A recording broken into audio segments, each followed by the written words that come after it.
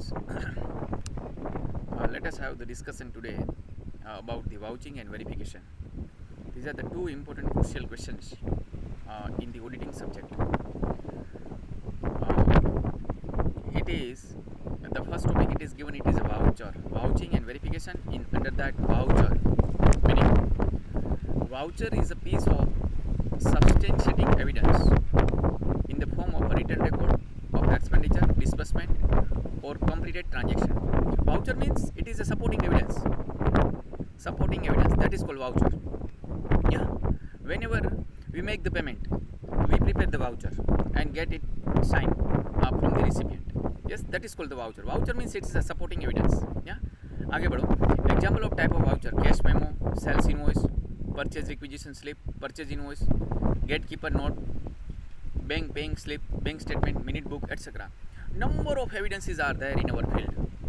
It is a cost record, cost sheet, stock statement, bank reconciliation statement, GST records, GST returns, TDS returns. Everything are the supporting documents, and everything is a supporting document, and this shall be treated as a voucher. So as an auditor, हमको सभी voucher check करना है, या voucher examine करना है. That would be our evidence, and we will examine that evidences, and that is known as audit evidence. Audit evidence. Audit evidence में normally मैंने already इस पर lecture deliver किया है. It may be written, it may be oral. जो written है, that is called voucher. Yeah. So, why we are examining the audit evidence as an auditor? Why we examine the audit evidences as an auditor? Why it is required? Because जो भी financial statement में आया है, P&L account, balance sheet में जो भी effect आया है, income, expenditure, assets and liability, उसका सपोर्टिंग डॉक्यूमेंट होना चाहिए. तो अकाउंट्स में यानी कि फाइनेंशियल स्टेटमेंट में जो फिगर आई है, it should be supported by the document, and that document is known as audit evidence, and voucher is a basic audit evidence for the auditor. Yeah, आगे बढ़ो. Types of voucher: it is original, collateral voucher. Original document है. Original vouchers are primary vouchers, and their copies or supporting documents are called collateral voucher. Meaning that जब भी हम sales bill बनाते हैं, sales invoice बोलते हैं उसको, purchase bill बोलते हैं. सेल्स में सेल्स बिल नहीं बोलते हैं, सेल्स इनवॉइस बोलते हैं. Be clear. तो for a seller it is sales invoice, for a buyer it is a purchase bill. Be clear. या तो हम सेल्स इनवॉइस जब बनाते हैं तब नॉर्मली 3 कॉपी बनाते हैं. One is original for buyer, duplicate is for transporter, and triplicate it is for us. या 3 कॉपी बनाते हैं. तो original copy and second 2 copies are known as collateral copies. या आगे बढ़ो. Internal and external vouchers. Internal and external means जो documents within the organisation prepared होता है, that is called internal evidences. And जो document outside the organisation prepare होता है, that is called the external evidences. For example, sales bill, sales invoice हम बनाते हैं, seller बनाते हैं. तो meaning that is the internal evidences. And purchase bill कौन बनाता है? सामने वाली पार्टी बनाती है. सेलर बनाता है, हम बायर है. क्या? तो सामने वाला जो सेलर है, he will prepare the invoice. And for us, अगर हम बायर है, हम परचेजर है, तो हम गुड्स परचेज करते हैं, साथ में बिल भी आता है. तो it is not prepared by our company, it is prepared by the third party. तो that is why it is known as an external evidence. For example, internal evidence में मैं बोलूँ तो इट इज़ सेल्स इनवॉइस, आपका wages records, salary records, security gatekeeper register, आपका inventory का register, आपका GRN register, goods receipt note register. या these are the internal evidences. These are prepared within the organization. And external evidences means it is a bank statement. वो bank ने बनाया, आपने नहीं बनाया. परचेज बिल आपके लिए, आपका कोई भी एक्सपेंस का बिल आता है. So these are the external evidences. External evidences are more reliable than the internal evidences for the auditor. Why? क्योंकि internal auditor within the organisation बनाया है, तो उसमें अल्टरेशन हो सकता है, चेंज हो सकता है, मैनेजमेंट कुछ भी छेड़छाड़ कर सकता है. But external evidences third party ने बनाया है, तो लेस पॉसिबिलिटी है उसमें चेंज होने की. तो that is why external evidences are more reliable than the internal evidences that we have already discussed in the audit evidence chapter. या missing voucher. Missing voucher means कोई भी अगर डॉक्यूमेंट मिसिंग है तो उसको किस तरह से ट्रेस कर सकते हो।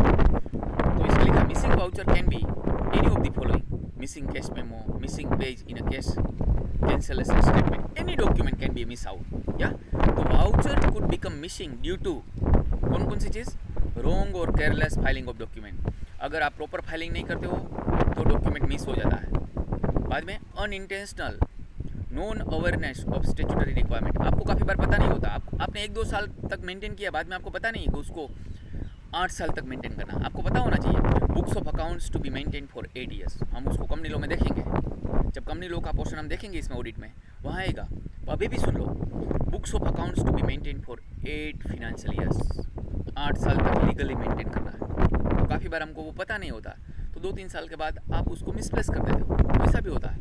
Third, intentional intention to hide the misappropriation by a person, काफ़ी बार फ्रॉड करने के लिए डॉक्यूमेंट को हाइड किया जाता है, डॉक्यूमेंट को कैंसिल किया था, उसको फायर में डिस्ट्रॉय किया था। यस, क्यों आपने फ्रॉड किया है तो उसका कोई एविडेंस नहीं है, काफ़ी बार ऐसा भी होता है, इंटेंशनली भी ऐसा होता है। या तो इन that case vouchers can be miss out. Yes, उसका काफ़ी रीजंस है वाउचर क्यों मिस आउट होता है, इंटेंशनल भी होता है, अनइंटेंशनल भी होता है, बाय मिस्टेक भी होता है। या auditor should be careful and should carry out cross verification process from other sources and documents to be able to form a firm opinion in case of missing voucher. अगर कोई भी voucher missing है, bill नहीं available, तो उसका कोई secondary रास्ता find करो। समझ लो, कोई एक्सपेंस का बिल नहीं मिला, तो आज आपको पता है जीएसटी में हमारे पास एक सपोर्टिंग डॉक्यूमेंट है। क्या सेलर है वो जीएसटी का रिटर्न फाइल करेगा, सेलर तो ऑनलाइन प्रोसेस होगा, तो सभी बायर को ऑनलाइन दिखेगा कि हमने उसके पास से बाय किया।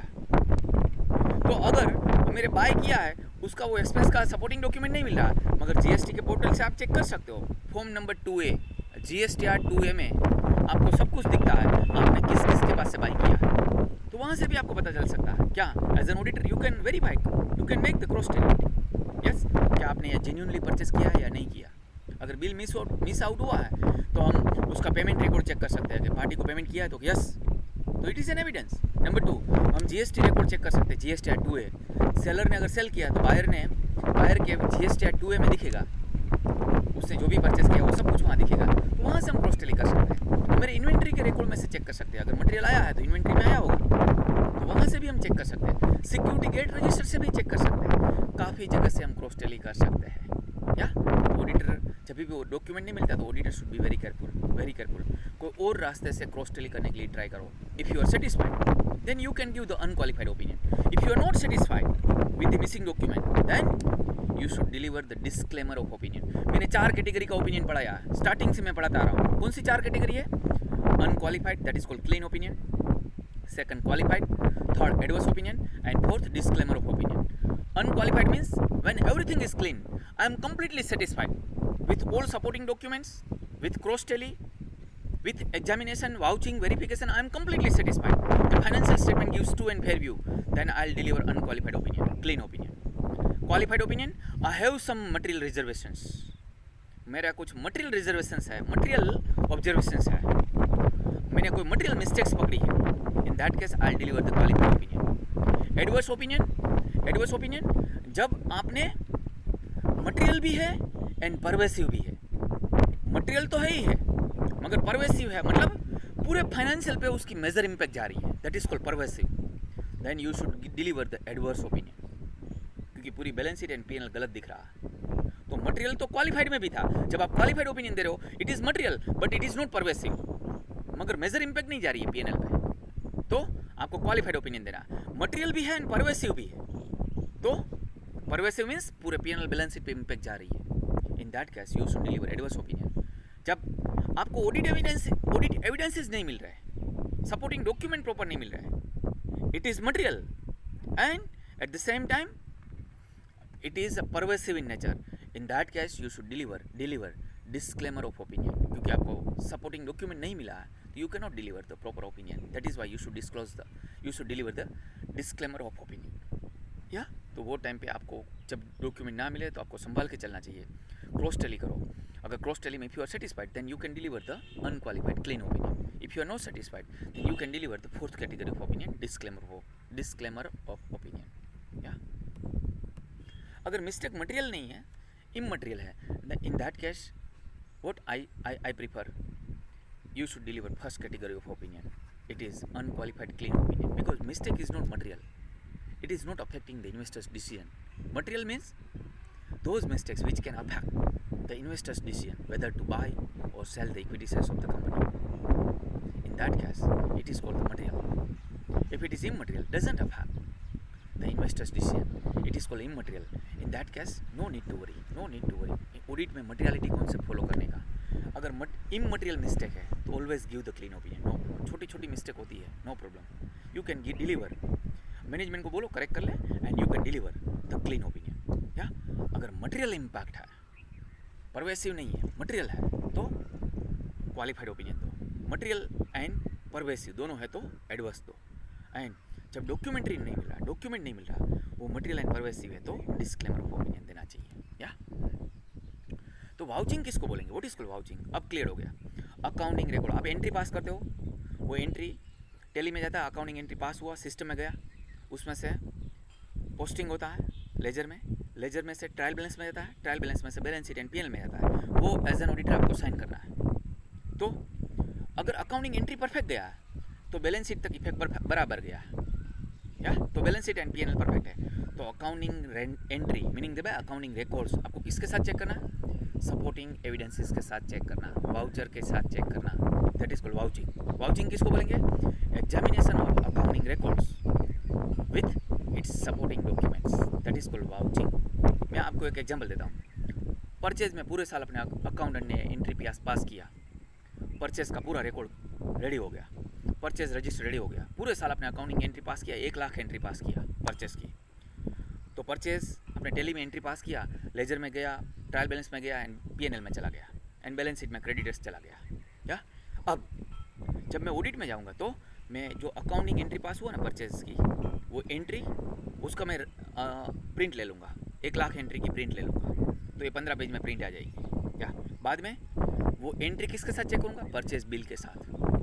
क्या पार्टी का नाम बराबर गया? रेवेन्यू परचेज है तो पीएनएल में गया है, कैपिटल परचेज है तो बैलेंस शीट में गया है, उसका आईटीसी मिलेगा या नहीं मिलेगा जीएसटी में, उसका बराबर एंट्री पास किया है. डेट चेक करूँगा, मेरे साल का ही पीरियड है. परचेज बिल की जेन्यूनेस चेक करूँगा, बराबर है या नहीं है. या सब कुछ परचेज बिल से मैं क्रॉस टेली करूँगा. हाँ, अब अकाउंटिंग बराबर हुआ तो बराबर है, तो वो बिल परफेक्ट, मैं बिल रख दूँगा साइड में. बाद में दूसरा बिल लूँगा. तो हर एक बिल में मैं 10 टिक लगाऊंगा, 10 चीज़ चेक करूंगा अकाउंटिंग एंट्री के साथ. तो what is called vouching? Examination of accounting entries, accounting records with supporting documents. That is called vouching. एकदम सिंपल लेमन लैंग्वेज में. क्लियर? यस. सेल्स में तो sales along with sales bill सभी supporting document के साथ चेक करो. Purchase के supporting document क्या क्या होता है? अकाउंटिंग एंट्री में चेक करता हूँ, किस किस के साथ चेक करूंगा? Supporting document. सपोर्टिंग डॉक्यूमेंट क्या क्या होगा परचेज में? परचेज बिल, गुड्स आया है तो GRN, goods receipt note, PO, हमने जो परचेज ऑर्डर दिया था परचेज ऑर्डर की कॉपी. तो हमको पता चले ना, परचेज पीओ में जो था, हमने जो ऑर्डर दिया था उतनी क्वांटिटी आई है, उतना ही रेट लगाया है, उतना ही अमाउंट है. हाँ, पर उसमें जो लिखा है इतने दिन में डिलीवरी हो गया है. फ्रेट किसने, जो पीओ में लिखा purchase, PO is a contract, तो जो हमने परचेज ऑर्डर में लिखा था उस वही पार्टी ने फ्रेट बेयर किया, इंश्योरेंस बेयर किया, सब कुछ हम चेक करेंगे. तो मतलब वाउचिंग में आपको क्या क्या चेक करने का? जब परचेज बिल में टिक लगाओ तो एक तो अकाउंटिंग एंट्री बराबर है, चेक कर लो, नंबर 1. नंबर 2, पार्टी का नाम बराबर है. ऐसा ना हो गलत पार्टी में बुकिंग हो गया, एबीसी के पास से परचेस किया मगर सीडी लिमिटेड में आपने डेबिट कर दिया, तो गलत है. आपने क्रेडिट सीडी लिमिटेड को कर दिया, गलत है, क्योंकि रॉन्ग पार्टी को पेमेंट हो जाएगा. Are you getting my point? तो पार्टी का नाम बराबर अकाउंटिंग में गया, चेक करो. बिल में जो पार्टी है वो फाइनल है, वही अकाउंटिंग में जाना चाहिए. अमाउंट चेक करो, बराबर है. डिस्क्रिप्शन चेक करो, रेवेन्यू परचेज है या कैपिटल परचेज है. रेवेन्यू है तो पीएल में जाना चाहिए, अदरवाइज बैलेंस शीट में जाना चाहिए. कैपिटल है तो आईटीसी चेक करो, आपको आईटीसी एलिजिबल है इनपुट टैक्स क्रेडिट, यस और नो. टीडीएस का प्रोविजन इसमें एप्लीकेबल है तो टीडीएस का प्रोविजन अप्लाई किया, यस और नो, वो चेक करो. That is called legal requirement, वो चेक करो. बाद में पीरियड चेक करो, डेट हमारे पीरियड का है, 20-21 का ऑडिट कर रहे हैं तो 20-21 का ही है, या तो 21-22 का ऑडिट कर रहे हैं तो 21-22 का ही बिल है तो 21-22 में ही बुक होना चाहिए. अदरवाइज लास्ट ईयर का बिल लास्ट ईयर में बुक होना चाहिए, फ्यूचर पीरियड का बिल फ्यूचर पीरियड में बुक होना चाहिए, करंट ईयर का बिल करंट ईयर में बुक होना चाहिए, वो चेक करो. बाद में परचेज बिल के पीछे सपोर्टिंग डॉक्यूमेंट है वो सभी चेक करो। क्या पीओ के साथ परचेज बिल मैच होना चाहिए। जो पीओ में जो टर्म्स कंडीशन हमने कॉन्ट्रैक्ट साइन किया था उसके मुताबिक ही परचेज बिल आया ना, क्वांटिटी, क्वालिटी, रेट, या वो सब कुछ उसके साथ क्रॉस टैली होना चाहिए। ईबे बिल, उसके पीछे जीआरएन, पीओ, सब भी सपोर्टिंग डॉक्यूमेंट उसके साथ चेक करो। बैंक पेमेंट, अकाउंट पे चेक थ्रू पेमेंट होना चाहिए।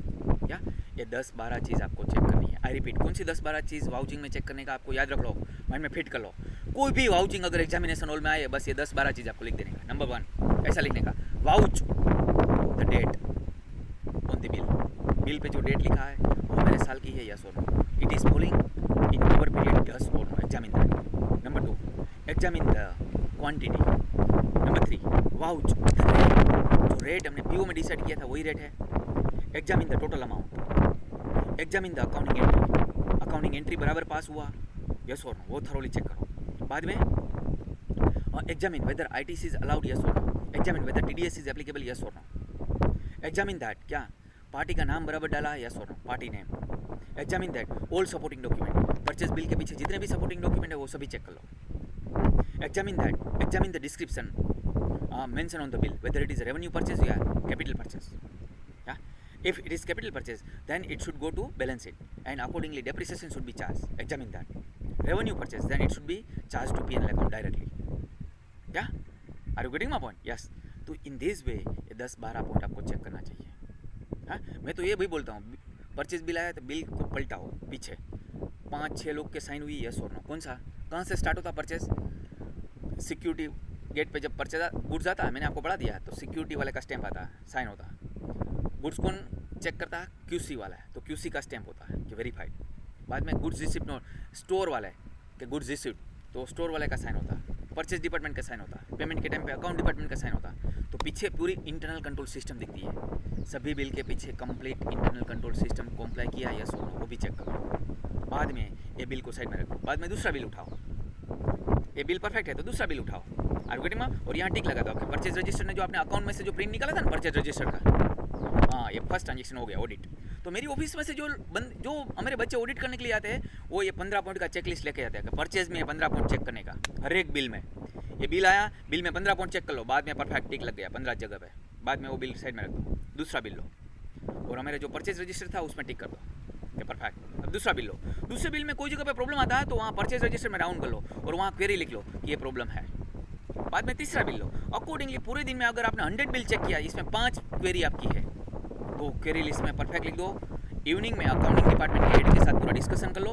अगर जेन्युइन क्वेरी है तो आपके प्रिंसिपल ऑडिटर के साथ डिस्कस करो, एंड बाद में principal auditor will take the proper action.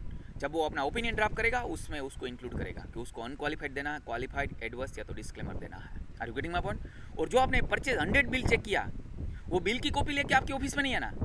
जो आपने परचेज रजिस्टर की प्रिंट निकाली थी, उसमें आपने टिक लगाई थी, उसकी कॉपी आपके पास रखो, परचेज रजिस्टर की, सेल्स रजिस्टर की, वेजेज रजिस्टर की। Are you getting my point? या तो आपके work, that is called working papers. सभी वर्किंग पेपर्स आपकी फाइल में होना चाहिए। जहाँ जहाँ आपने क्वेरी फाइन की थी वहाँ राउंड भी होना चाहिए परफेक्ट, वहाँ डिटेल में क्वेरी भी लिखी होनी चाहिए। क्या तो बाद में ऑडिट खत्म होगा तो पूरा बंच होगा वर्किंग पेपर्स का आपके पास। जब आपका प्रिंसिपल ऑडिटर अतुल सर के पास वो पूरा बंच लेके आप आओगे, परचेज वाली टीम आएगी। मेरी जो परचेज के लिए जो टीम चेक करने के लिए गई थी वो परचेज का पूरा बंच लेके आएगी। सेल्स चेक करने के लिए गई थी वो सेल्स का बंच लेके आएगी। जीएसटी टीडीएस चेक करने के लिए गई थी वो जीएसटी का क्वेरी लेके आएगी पूरी। बाद में मैं मैनेजमेंट के साथ पूरा डिस्कशन करूँगा कि इतनी मिस्टेक है। मैनेजमेंट अगर करेक्ट कर लेती है तो परफेक्ट बैलेंस शीट परफेक्ट हो जाएगी, और बाद में मैं परफेक्ट बैलेंस शीट साइन करूँगा and I will deliver the unqualified opinion. अगर मैनेजमेंट वो मिस्टेक परफेक्ट नहीं करती तो मुझे चेक करना पड़ेगा क्या मिस्टेक इज मटेरियल और इमटेरियल। इमटेरियल है तो I will deliver unqualified opinion. Mistake is material तो परवेसिव है, इफ नो तो material but not pervasive, then I will deliver qualified opinion. Material and pervasive, then I will deliver adverse opinion. Be clear. Accordingly, I'll design my final opinion. Yeah, so that is called the vouching. तो vouching is very very crucial, क्योंकि आप original document check कर रहे हो। काफ़ी लोग को ऐसा लगता है वाउचिंग में टिक लगाने का, नो, माइंड से निकाल दो। आप वहाँ से ही डेविएशन कर सकते हो। आप अच्छे ऑडिटर वहाँ से ही बन सकते हो। क्या अगर आप वाउचिंग परफेक्ट करते हो, क्योंकि आपके पास ओरिजिनल डॉक्यूमेंट है वो टाइम पे चेक करने के लिए। सब कुछ डिटेल में चेक कर लो थॉरोली, जितना भी आपका माइंड चलता है। जीएसटी लो परफेक्ट आपका पूरा माइंड अप्लाई कर लो। इनकम टैक्स लो, टीडीएस का पूरा प्रोविजन अप्लाई कर लो। इंटरनल कंट्रोल सिस्टम पूरा अप्लाई कर लो। इन्वेंट्री रिकॉर्ड्स प्रॉपरली चेक कर लो, बैंक स्टेटमेंट प्रॉपरली उसके साथ रिकंसाइल होना चाहिए, एवरीथिंग अकाउंटिंग आपका जो नॉलेज है अकाउंटिंग का वो परफेक्ट अप्लाई कर लो, अकाउंटिंग स्टैंडर्ड के मुताबिक एंट्री पास हुआ यस और नो परफेक्ट चेक कर लो, क्योंकि आप घटना स्थल पे खड़े हो, आप घटना स्थल पे अवेलेबल हो, meaning thereby this is fundamental functions, vouching functions. I hope it is clear to you. तो इस तरह से आप कोई भी ट्रांजेक्शन का वाउचिंग कर सकते हो। मैंने आपको परचेस का बताया, इस तरह से एक्सपेंस का वाउचिंग कर सकते हो, इस तरह से सेल्स का कर सकते हो, इस तरह से पेमेंट का कर सकते हो, इस तरह से रिसीव का कर सकते हो। ये 10 पॉइंट हर एक में आना चाहिए। बस आप कोई भी ट्रांजेक्शन का वाउचिंग करोगे 10 पॉइंट आएगा ही आएगा। या बाद में टीमिंग एंड लैपिंग, काफ़ी बार टीमिंग एंड लीडिंग करते हैं क्या लोग, अकाउंटेंट है ना, अकाउंटेंट जो अकाउंट की पोस्ट पे बैठता है ना वो घोटाला करते हैं। क्या मैंने आप कोई ना कोई जगह पे ये टॉपिक कवर किया है, तो भी मैं एक बार वापस रिपीट करता हूँ। क्या what is called teeming and leading? Teeming and leading में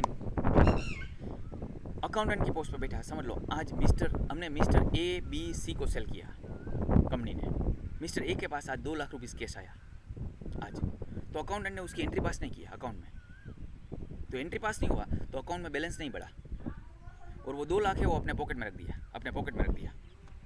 तो जब इवनिंग में अकाउंट के ऊपर जो सीनियर बॉस होगा ना, वो इवनिंग में कैश टैली करने के लिए आएगा कि जो टैली में अकाउंटिंग में जो कैश दिख रहा है वो एंड फिजिकल कैश दोनों मैच होनी चाहिए। मैच होगा क्यों? अकाउंटिंग में एंट्री पास नहीं हुआ तो अकाउंटिंग में कैश नहीं बढ़ा, और यहाँ हमारी तिजोरी में भी कैश नहीं बढ़ा क्योंकि वो तो अपने पॉकेट में डाल दिया। तो 1 लाख आज अगर 2 लाख रुपीज़ आया तो 2 लाख दोनों में से एक भी जगह पे नहीं है, तो दोनों टैली है तो लगेगा परफेक्ट है। 2 लाख तो वो घर पे लेके गया, उसको 15 दिन तक जरूरत थी, या 15 दिन के बाद मिस्टर बी के पास से कैश आया 2 लाख का, तो मिस्टर बी का अकाउंट क्रेडिट नहीं करने का, वो क्या एंट्री पास करेगा, मिस्टर ए में क्रेडिट करेगा, क्या कैश टू मिस्टर ए। तो क्या मैनेजमेंट को पता भी ना चले कि हाँ मिस्टर ए को हमने काफ़ी पहले सेल किया, अभी तक उसके पास से पेमेंट नहीं है, तो इसलिए मिस्टर बी का पेमेंट है वो मिस्टर ए में क्रेडिट कर देते हैं। या तो अकाउंटिंग में कैश बढ़ गया, तिजोरी में भी कैश बढ़ गया, तो मैनेजमेंट उसके ऊपर जो चेक करने वाला बंदा आएगा, हाँ परफेक्ट मैच है, और मिस्टर ए का पेमेंट आ गया परफेक्ट। बाद में मिस्टर सी के पास से जब पेमेंट आएगा तब मिस्टर बी को क्रेडिट करेगा। इस तरह से पूरे साल वो 2 लाख रुपीज़ कैश घर पे रखेगा, 31 मार्च पे वो कैश लेके आ जाएगा, तो ऑडिटर आएगा तो वो सब कुछ मैच होगा। तो पूरे साल जो कंपनी का अमाउंट था 2 लाख रुपीज़ वो अकाउंटेंट ने यूज़ किया अपने पर्सनल पर्पज़ के लिए, तो that should not happen. Company का फंड है वो कंपनी के पर्पज़ के लिए यूज़ होना चाहिए, it can not be utilize for personal purpose, it is a fraud. तो इसको किस तरह से पकड़ सकते हैं? डेटर्स के पास से उसका लेजर मंगाओ, हमारी बुक्स में हमने सेल किया है तो उसकी बुक्स में उसका परचेज दिखेगा, गुड, उसके पास से लेजर मंगवाओ, पूरा वो लेजर देगा, तो क्या हमारे पास से जितना भी उसने परचेज किया वो लेजर होगा, जब भी वो पार्टी ने पेमेंट किया वो उसकी भी एंट्री होगी। तो वो पार्टी ने जो पेमेंट किया वो दिन था 2 जनवरी फॉर एग्जाम्पल, और हमने यहाँ हमारे अकाउंटेंट ने 15 दिन के बाद एंट्री लिया, तो यहाँ 17 जनवरी है, तो 15 दिन का गैप आया। ये कैश पेमेंट है तो सेम डे हिट होना चाहिए, पार्टी ने 2 जनवरी पे पेमेंट एंट्री किया तो हमारा यहाँ रिसिप्ट एंट्री 2 जनवरी पे ही होना चाहिए, ये क्यों यहाँ 17 जनवरी पे है? 15 दिन का गैप है। मिस्टर बी का लेजर मंगाओ, वहाँ भी 15 दिन का गैप आएगा, तो पता चल जाएगा अकाउंटेंट ने 15 दिन पर्सनल पर्पज़ के लिए कैश यूज़ किया, तो इस तरह से पूरे साल यूज़ करेगा वो 15-15 दिन करके। क्यों? मिस्टर बी का पेमेंट मिस्टर ए में, मिस्टर सी का मिस्टर बी में, मिस्टर डी का मिस्टर सी में, तो इस तरह से पूरे साल वो 2 लाख रुपीज़ अपने घर पे रहेगा, 31 मार्च पे लेके आएगा वो, तो that should not happen, that is called teeming and leading. वो किस तरह से हम ट्रैक कर सकते हैं? पार्टी के पास हमारे डेटर्स के पास से लेजर मंगवाओ, उसमें से उसकी पेमेंट डेट एंड हमारी रिसिप्ट डेट दोनों चेक करो, दोनों अगर 1 दिन का गैप है तो चलेगा, या मगर उससे ज़्यादा गैप है तो वहाँ से आप पकड़ सकते हो, टीमिंग एंड लीडिंग प्रोसेस हो सकती है बिग टीमिंग एंड लीडिंग, या ऐसा अकाउंटेंट फ्रॉड कर सकता है। तो by way of that is called third party laser reconciliation. Third party means हमारे डेटर्स, हमारी बुक्स में वो सेल्स बुक हुआ एंड रिसिप्ट बुक हुआ, उसके पास से पेमेंट आया, वो उसकी बुक्स में परचेज बुक हुआ होगा एंड पेमेंट बुक हुआ, दोनों कंप्लीट रिकंसाइल होना चाहिए। या हमने 100 बार सेल किया तो उसकी बुक्स में 100 बार परचेज होना चाहिए हमारे अकाउंट में, एंड उससे वहाँ से 15 टाइम पेमेंट किया तो यहाँ 15 टाइम रिसिप्ट होनी चाहिए, एंड वही दिन पे यहाँ रिसिप्ट दिखनी चाहिए, या तो 1 दिन का गैप है तो चलेगा। या I hope it is clear to you, या that is called teeming and lading, and उसको किस तरह से ट्रेस कर सकते हैं that is also clear to you. बाद में ऑडिट ऑफ रिसिप्ट, यहाँ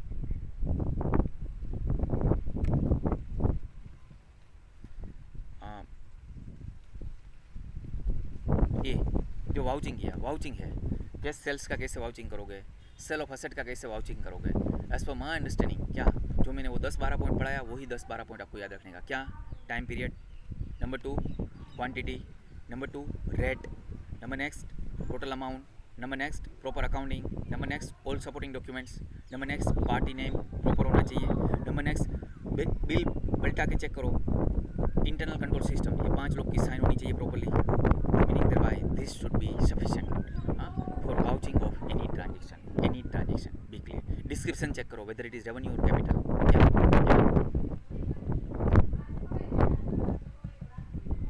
यहाँ क्या लिखा, audit of expenditure, transaction with directors. जब डायरेक्टर के साथ ट्रांजेक्शन कर रहे हो that is called related party transaction. Accounting standard 18 में मैंने पढ़ाया होगा रिलेटेड पार्टी ट्रांजेक्शन. नॉर्मली घोटाला होने की पॉसिबिलिटी कहाँ होती है, रिलेटेड पार्टी ट्रांजेक्शन में. इसीलिए अकाउंटिंग स्टैंडर्ड 18 में भी बोला गया प्रॉपर डिस्क्लोजर करने का. मैंने पढ़ाया रिलेटेड पार्टी के साथ कंपनी अगर ट्रांजेक्शन करती है सब्सिडरी कंपनी के साथ, होल्डिंग कंपनी के साथ, अपने डायरेक्टर के साथ, तो हो सकता है वो लोग वही डिसीजन मेकर है तो वो फ्रॉड करते हैं. इसीलिए related party transaction properly disclose करने का फाइनेंशियल. रिलेटेड पार्टी ट्रांजेक्शन है वो आर्म्स लेंथ प्राइस से होना चाहिए, फेयर मार्केट वैल्यू से होना चाहिए. फेयर मार्केट वैल्यू से कम भी नहीं, ज़्यादा भी नहीं. या बी क्लियर. तो इस पर ही फोकस है. देखो section 188 it is related party transaction. Examine thoroughly कर लो, खास याद रखो, उतनी चीज़ याद रखो. एज पर अकाउंटिंग स्टैंडर्ड 18 होना चाहिए, प्रॉपर डिस्क्लोजर होना चाहिए as per S 18, arms length price से होना चाहिए related party transaction, it should be at fair market value. Board of directors ने प्रॉपर डिस्क्लोजर, जब भी रिलेटेड पार्टी के साथ ट्रांजेक्शन होता है तब जो भी डायरेक्टर का रिलेटेड है पार्टी उसको प्रॉपर डिस्क्लोजर देना चाहिए, ये मेरी पार्टी रिलेटेड पार्टी है क्या, तो प्रॉपर उसको डिस्क्लोज करना चाहिए. अल्टीमेट इंटेंशन क्या है रिलेटेड पार्टी ट्रांजेक्शन का, it should be at arm's length price. As an auditor you should examine that. Company को नुकसान नहीं होना चाहिए because of related party transactions. या ये तीन जो क्लेरिफिकेशन है accounting standard 18 and related party का ही क्लेरिफिकेशन है. Be clear. Payment for acquisition of assets. देखो ऑथोराइजेशन मतलब मैंने बोला इंटरनल कंट्रोल सिस्टम, जो लोग ऑथोराइज है वो सभी की साइन होनी चाहिए. ओनरशिप, कंपनी के नाम का ही बिल होना चाहिए. हाँ एक चीज़ ये भी इंपॉर्टेंट है, क्या सामने वाली पार्टी का, तो पार्टी का नाम तो आप देखते हो किसके पास से जो परचेस किया उसका नाम डालते हो, और बिल है वो कंपनी का नाम का होना चाहिए. ओनरशिप भी हमारी होनी चाहिए. Be clear. ऐसा नहीं किसी का पर्सनल बिल है वो यहाँ कंपनी में डेबिट कर दिया. तो ये 10 पॉइंट मैंने पढ़ाया था ना, 11 पॉइंट 11th पॉइंट, क्या बिल हमारे नाम का होना चाहिए कंपनी के नाम का, तो ही कंपनी में बुक करने का. B clear. फिक्स एसेट है तो उसका एग्जिस्टेंस भी चेक कर लो, फिजिकली एक बार वेरीफाई कर लो. या कैपिटलाइजेशन यानी कि आपने प्रॉपर अकाउंटिंग एंट्री पास किया. इसने 4-5 लोग पॉइंट दिए हैं, मैंने आपको 10-11 पॉइंट पढ़ाया. वो 10-11 पॉइंट हर जगह पे चेक करने का. या now verification of assets and liability. What is the difference first of all between vouching and verification. Vouching में मैंने क्या पढ़ाया, examination of records with supporting documents, with supporting evidences. This is a fundamental work, ground level work. जिसका ground level work powerful होता है वही success पाता है, वही सक्सेसफुल ऑडिटर बन सकता है. ठीक है. तो जब भी आपके ऑडिट स्टाफ आपके आर्टिकल्स ऑडिट में जाए उसको परफेक्ट पढ़ाने का, परफेक्ट लेक्चर डिलीवर करने का, बाद में उसको भेजने का. B clear. वाउचिंग परफेक्ट होना चाहिए. अगर वाउचिंग बराबर नहीं हुआ तो कोई बड़ी मिस्टेक अंदर चली जाएगी. Be clear. Be clear. Yeah. Now, the second important question is difference between vouching and verification. Vouching है वो ट्रांजेक्शन का होता है. कोई भी ट्रांजेक्शन हुआ, परचेज, सेल, एक्सपेंस, इनकम, को असेट परचेज किया, लोन लिया, कोई भी ट्रांजेक्शन हुआ उसका वाउचिंग होगा. एंड वेरिफिकेशन 31 मार्च पे होगा. असेट्स एंड लायबिलिटी का ही वेरिफिकेशन हो सकता है. 31 मार्च पे वो असेट एंड लायबिलिटी एग्जिस्टेंस में है या नहीं है वो चेक करने के लिए वेरीफाई किया जाता है. That is called verification. तो वाउचिंग में चारों 4 चीज़ कवर्ड है. P&L का दोनों part, income, expense and assets and liability. And verification में ओनली 2 चीज़, assets and liability. That is first point. Number 2, vouching is of the transaction का वाउचिंग होता है. एंड वेरिफिकेशन पर्टिकुलर डे की पोजीशन है, 31 मार्च की पोजीशन है, असेट्स एंड लायबिलिटी एग्जिस्ट करता है या सो नो, वो वेरीफाई होता है. Are you getting my point? I think it is 100% clear to you. या वेरिफिकेशन हम 31 मार्च पे वो एसेट्स जो कंपनी ने परचेस किया है, कंपनी के रिकॉर्ड में है, बैलेंस शीट में है, balance sheet it is assets and liability, वो सभी असेट्स एंड लायबिलिटी है या नहीं है 31 मार्च पे, वो वेरीफाई करना. That is called verification. तो वेरिफिकेशन में major focus is on existence है या नहीं है 31 मार्च पे. तो फिजिकली मैं चेक करूंगा. एज एन ऑडिटर 10,000 एसेट है कंपनी में, मैं 10,000 एसेट चेक करूंगा. एसेट सॉरी जो बैलेंस शीट में 10,000 एसेट दिख रही है तो वो 10,000 एसेट एज एन ऑडिटर मेरी टीम चेक करेगी एसेट है या नहीं है, 1 by 1 चेक करेगी. जितनी एसेट नहीं है वो हम मैनेजमेंट को रिपोर्ट करेंगे, मैनेजमेंट वो अवेलेबल करेगी, प्रोड्यूस करेगी एंड बाद में बैलेंस शीट साइन होगी। या तो एग्जिस्टेंस चेक होगा, ओनरशिप चेक होगी। कंपनी के नाम पे ये एसेट है ना तो उसका मैं डॉक्यूमेंट चेक करूँगा, अगर मूवेबल एसेट है तो उसका बिल चेक करूँगा, इमूवेबल केस में दस्तावेज चेक करूँगा, सेल डीड चेक करूँगा उसका। इमूवेबल में लैंड एंड बिल्डिंग में उसका दस्तावेज होता है ना सेल डीड, उसमें कंपनी का ही नाम है ना, चेक करूँगा, कोई पर्सनल नाम तो नहीं है ना, कंपनी के नाम पे ही एसेट है वही बैलेंस शीट में दिखनी चाहिए, बी क्लियर। लोन है तो कंपनी के नाम पे ही लोन है ना, वही बैलेंस शीट में दिखनी चाहिए, तो ओनरशिप डॉक्यूमेंट में चेक करूँगा। That is second. First existence, physical verification से, सेकंड ओनरशिप, थर्ड वैल्यूएशन, जो बैलेंस शीट में वैल्यू दिख रही है प्रॉपर है यस और नो, जो बिल में है वही वैल्यू दिख रही है वही मैं चेक करूँगा। फोर्थ प्रेजेंटेशन, बैलेंस शीट में उसकी जगह है शेड्यूल 3 के मुताबिक, शेड्यूल 3 में फॉर्मेट है आपने पढ़ा है, वो फॉर्मेट के मुताबिक उसकी जगह जहाँ जगह है, जहाँ उसका प्रॉपर प्लेस है वहाँ ही वो डिस्क्लोज होनी चाहिए। That is called proper presentation. Number 5, proper disclosure. Footnote में जो अकाउंटिंग स्टैंडर्ड की रिक्वायरमेंट है डिस्क्लोजर की, वो सब कुछ प्रॉपरली डिस्क्लोज किया यस और नो, वो मैं प्रॉपर डिस्क्लोजर भी चेक करूँगा। 7th, उसकी internal control system, fix assets के रिलेवेंट जो भी असेट्स एंड लायबिलिटी की इंटरनल कंट्रोल सिस्टम क्या है टॉप मैनेजमेंट की, मैंने पढ़ा है set of bunch of control. क्या तो असेट्स के सेफगार्डिंग के लिए क्या क्या कंट्रोल है उसकी इंटरनल कंट्रोल सिस्टम चेक करूँगा। क्या इतनी चीज़ वेरिफिकेशन में चेक की जाती है। आई रिपीट, आप माइंड में फिट कर लो। Number 1 existence, that is called physical verification. Number 2 ownership, company के नाम पे डॉक्यूमेंट होना चाहिए। एग्जिस्टेंस मीन्स 31 मार्च पे वो एसेट एग्जिस्टेंस में होनी चाहिए। ओनरशिप मीन्स कंपनी के नाम पे डॉक्यूमेंट होना चाहिए। Number 3 valuation means proper value से असेट्स ओवर वैल्यूड भी नहीं होनी चाहिए, अंडर वैल्यूड भी नहीं होनी चाहिए, प्रॉपर वैल्यू से बैलेंस शीट में असेट्स होनी चाहिए। Number 4 proper presentation, schedule 3 accounting standard के मुताबिक प्रॉपर प्रेजेंटेशन होना चाहिए, प्रॉपर जगह पे वो प्रेजेंटेशन होना चाहिए। Number next proper disclosure, accounting standard के मुताबिक फुटनोट में जो बोला है अकाउंटिंग स्टैंडर्ड 10 में कि एसेट्स के बारे में ये डिस्क्लोज करने का, वो सब कुछ प्रॉपर डिस्क्लोज होना चाहिए। डेप्रिसिएशन की मेथड ये प्रॉपर डिस्क्लोज होनी चाहिए, तो डिस्क्लोज होनी चाहिए, तो डिस्क्लोजर मैं चेक करूँगा। Number 7 internal control system with regard to assets, वो चेक करूँगा। Number 8 proper supporting documents, all supporting documents, बस इतना लिख देने का, ऑल सपोर्टिंग डॉक्यूमेंट, इसमें सब कुछ आ जाएगा, उसका सेल डीड ने जो भी है, पेमेंट है, everything will come, all supporting documents to be. तो ये 8 या तो 9 चीज़ प्रॉपरली आपको चेक करनी चाहिए। That is called proper verification of assets and liability. कोई भी चीज़ का वेरिफिकेशन पूछे तो बस ये 8-10 चीज़ लिखने का। समझ लो, मैं आपके सामने अगर यहाँ कोई जगह पे है तो मैं आपके सामने रखता हूँ कोई चीज़ का,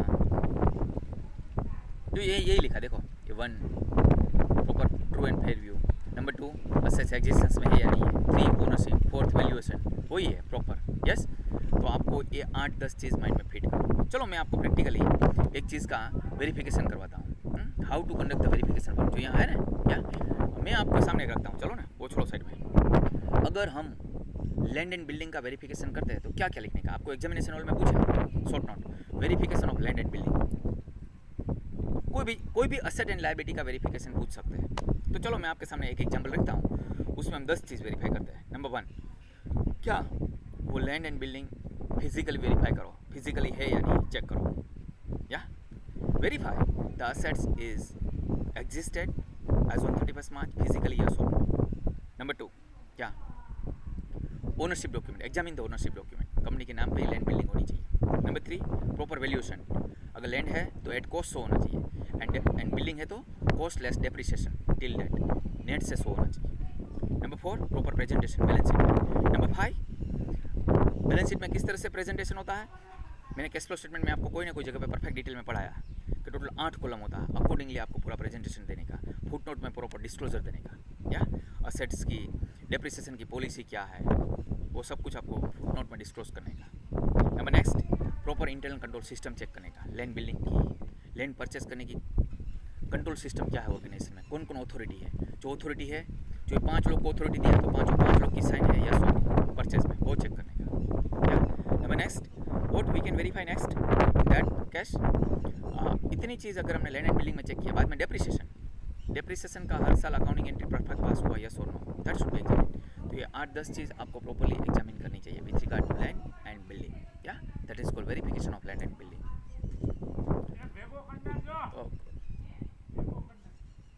What would be the advantage?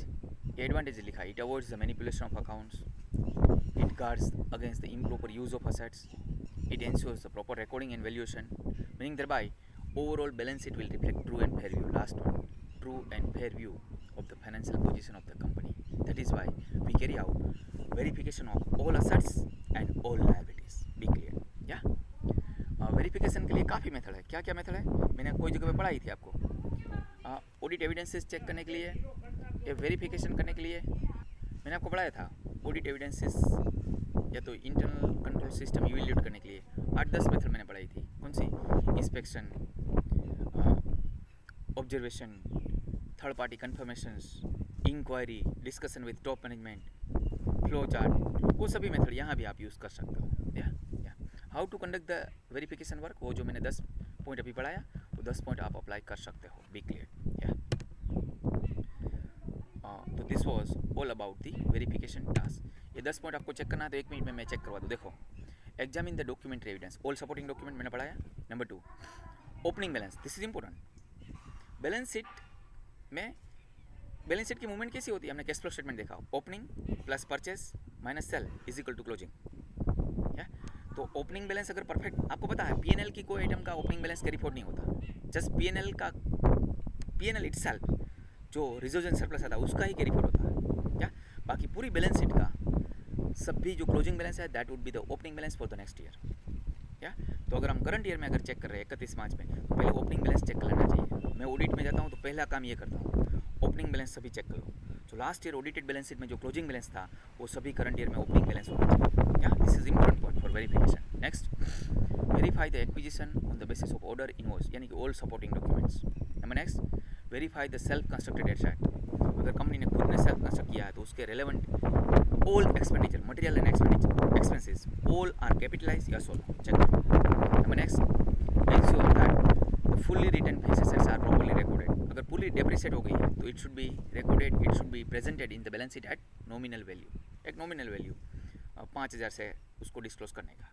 या अगर पूरी एसेट डेप्रिसिएट हो गई है तो भी एसेट यूज़ में है तो बाद में एक नॉमिनल वैल्यू से उसको डिस्क्लोज करने का.